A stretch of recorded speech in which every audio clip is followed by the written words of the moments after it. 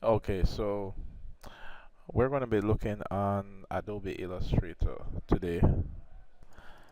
And one of the first things that we're going to do is to understand the difference between vector and raster.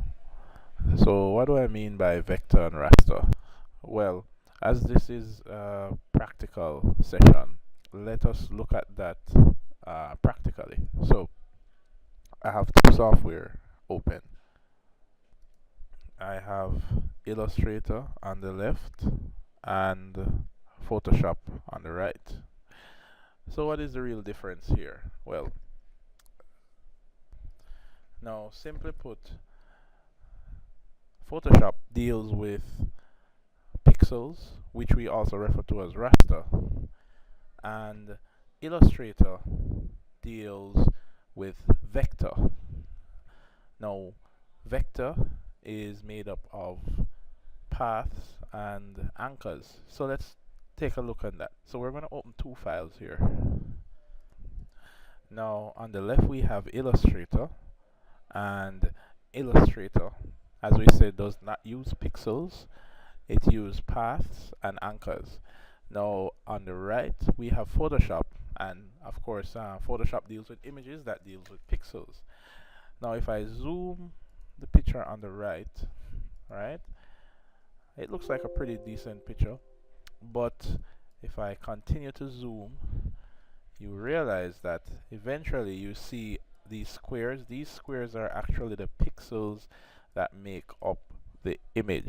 So let's just zoom into this light here. And if we zoom right in, we can actually see the individual pixels that make up the image. And of course, we can edit these pixels. We can delete them, and we can cut them out. We did all of these tools in the last session. Now, what about Illustrator? Now, if we zoom into the exact same area, what you will find is that there are no pixels in Illustrator. You will never see a square, no matter how close you zoom. I think that's the closest that we can zoom. So let's see if we can find the same areas in each image. So I believe this is about right there. Now that's a major difference. And the reason why Illustrator is much sharper is that it does not have to try to represent lines and colors using these dots, right? Which are referred to as pixels. Instead, what it does is use lines and pathways. So again, in Photoshop, if I zoom out, and let's say this is the light here, and in Illustrator, let's do the same and zoom out. And if I wanted to edit this image, then I would have to be editing pixels, meaning I could use the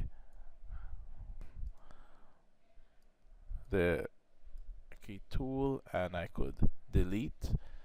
I could use the brush tool, for example, and using the brush tool,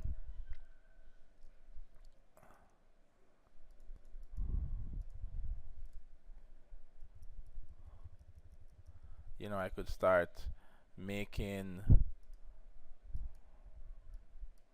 lines here. And if you look, these lines that I make are actually pixels. It's actually coloring every one of these dots that you see here. Yeah, see? So I can actually color these dots, and that's actually what makes Photoshop operate. When I make these lines, I'm actually editing the pixels. Now, on Illustrator's end, no, there are no pixels. They are lines and paths. So I can edit this path like that. And notice, this is how you really edit in Illustrator, by editing pathways and editing anchors. So this is called an anchor. So you actually see the name anchor there, and I can move this anchor. I can change it like that, and let's do another section here. And if I am able to modify this, then what you will see is every aspect of this image is really made up from different layers of line work. There we go. And to make modifications, you actually edit these pathways. So it's like an advanced version of technical drawing versus painting. But the main advantage of drawing in this method is nothing is ever blurry, because nothing is ever made from pixels. Everything is made from lines. Even this grill that you see here, it's just a bunch of lines, and you actually edit those lines to edit the shape. So this entire vehicle was actually drawn by using multiple layers of just line work. And we can see that if we look at the outline of Illustrator, you can see all of the line work that's actually used here, and they're all editable by use of anchors and paths. There we go, all editable.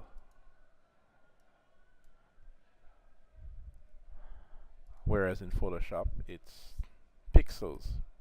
So that is pretty much the main difference between the two. Now what we're going to do is take a look on working in Illustrator. How do we get to manipulate these lines, and what's the real difference with how Illustrator works versus how Photoshop works? Now, this file is actually bought from the internet from an artist, and this particular artist uses lines to do all his artwork. You know, imagine a student used these tools that you use in technical drawing to do your artwork, you know, French curves and T-squares and compasses. That's pretty much what it's like drawing in Illustrator. It's very technical, and it's not, the method of drawing is not artistic, but the output, your final output, is a work of art. So that's the kind of opposing ends that you experience when using Illustrator.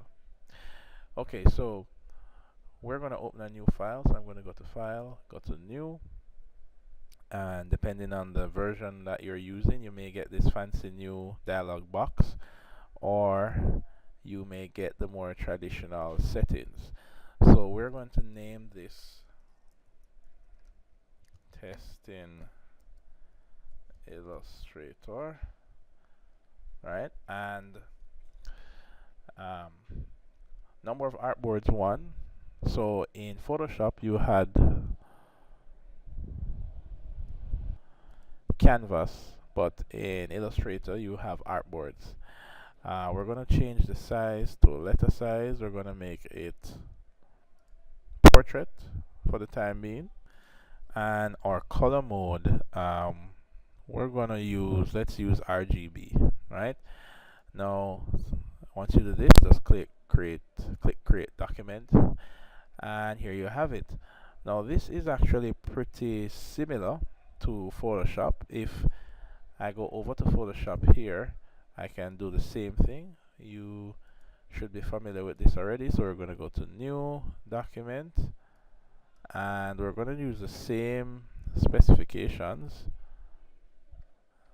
We're going to choose Portrait, and we're going to choose RGB, and we are going to use a letter size. I'm going to go to Create, and there we go. Now I'm going to try and just bring you from what you've gotten used to in Photoshop over into Illustrator. So to pan and zoom in Illustrator, you hold the space bar and left click, same way you do in Photoshop. To zoom, you hold the Alt and mouse wheel to zoom, the same way in Photoshop.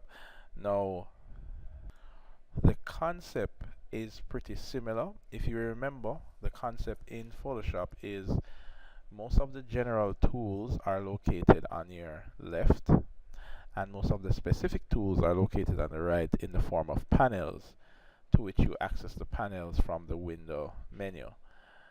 Now, if I take a look on Illustrator, it's pretty much the same thing. If I go to Window, there's a list of panels.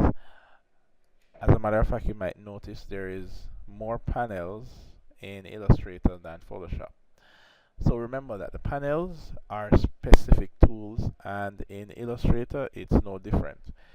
These are your general tools on the left, your specific tools are on the right.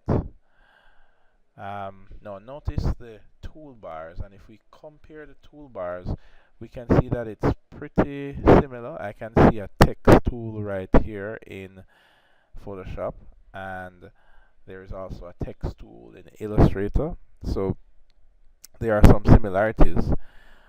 One of the major differences you might notice is where you have the selection of color in Photoshop. Illustrator has a slightly different representation, and we're going to look at this a little more closely to see exactly what it means. Now, right away, we're going to be using these two icons very much. These are the selection icons, and the first thing that you must understand when comparing the two is that Photoshop is really based on layer selection. So for example, I can bring up my layer panel, and remember when we were in Photoshop, everything that we created or edited rather, if we used an image, and I will just pull an image here onto the screen and choose OK. Notice that image comes on a new layer, and you really select objects in Photoshop based on the layer. Now, in Illustrator, all objects are pretty much individual and are not based on layers. So what do I mean by this? Well, I can carry a image here. This is actually the same image. So you can open images in Illustrator. And I'm just going to make that smaller.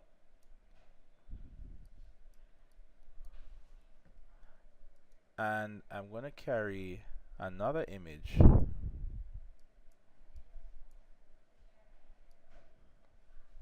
And I've just dragged these in. Now, I have two objects here, and the layer symbol is pretty similar, but notice if I bring out the layers in Illustrator, everything is on one layer. So that's probably one of the first differences you will notice. Illustrator is object based. So what do I mean by that? Well, let's maximize this a bit, and let's look at these two images that we have dragged onto our artboard. Well, first thing is if I click on this object here, Illustrator will display the most common options available with selecting this object on your options bar. Now that's a main difference from Photoshop. Based on the object I select, my options bar will change to give me the most common options based on what I select. Right? Now, for me to select different objects in Illustrator, I would need to be on my select tool. So this is what you call the selection tool here, and this is what you call the direct selection tool. I'm using the selection tool, and I'm able to click on objects and drag them.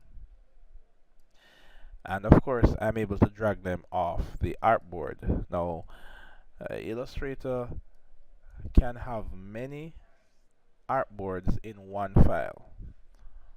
versus Photoshop, which really has one canvas per file. So that's another major difference. Now I'm going to select these and delete them, right? And we're going to try and create an object in Illustrator, and we're going to create a similar object in Photoshop. Now I'm going to use the shape tool, and that shape tool is right here. Now I'm going to click and hold on the shape tool, and I'm going to choose an ellipse. I am going to change the color of the ellipse. So notice Illustrator has the colors here, and it is white. So I'm going to double click this, and I'm going to change it to black. And I'm going to draw a circle. I'm going to hold shift to get it to be equal and draw a circle. Pretty straightforward. Now in Photoshop, I'm going to do the same thing. I'm going to minimize that. So let's delete this, and we're going to go to our shape tool as well. We're going to choose circle, and I'm going to make this black, and we're going to draw. I'm going to hold shift to get a equal circle. Now both of these look the same, however Photoshop is based on pixels, so if I zoom in, then eventually I will see all the pixels that make up this circle. If I am over in Illustrator and I zoom, notice, remember, Illustrator does not use pixels, it uses lines. So I'm not going to see any pixels here. So that's, of course, reinforcing what we discovered earlier. Now the next thing is, how do I manipulate this? Now, if you remember most of the editing that we did with Photoshop, we could use, for example, the lasso tool, and if we wanted to change the shape of this circle to, I don't know, maybe an egg or oval shape, we could probably draw the oval shape, or attempt to. That's a very crude drawing, and maybe we could now invert the selection and use the eraser tool and start erasing, you know, and maybe get a weird kind of oval shape. Okay, let's deselect, right click, deselect. So it's kind of difficult because Photoshop works by a painting kind of motion. So even if I wanted to erase this, I would have to kind of use the stroke method, kind of like the strokes of a brush or an eraser. Whereas with Illustrator, if I wanted to change the shape of this, I could use my direct selection tool. That's the filled arrow, and I could actually select the points that make this up and change them by dragging them. So it feels very technical because this becomes very similar to editing curves with a French curve, if you know what that means. So it's very easy to be precise with this. Illustrator does not have an eraser tool because there are no pixels to erase. All that exists are just lines in which to edit, and that's a whole new adaptation to doing artwork. It's something that at first may seem annoying and challenging because it doesn't feel, the method by which you edit feels very technical, where you're editing the angle of Bezier curves. That's what these curves are called, Bezier curves. Versus the kind of painting motion with Photoshop, where you use brushes and the motion of the brush to get things to to be very natural flowing. Effects like these are not readily possible in Illustrator. Illustrator is primarily about accurate artwork and the creation of artwork that does not have to depend on resolution. Because, of course, everything created in Photoshop is based on size. Hence, there is a limit to how large you can print this. The larger I print this, the more I will notice the pixels that make up the image. However, I can print this at any size because it's not made up of pixels.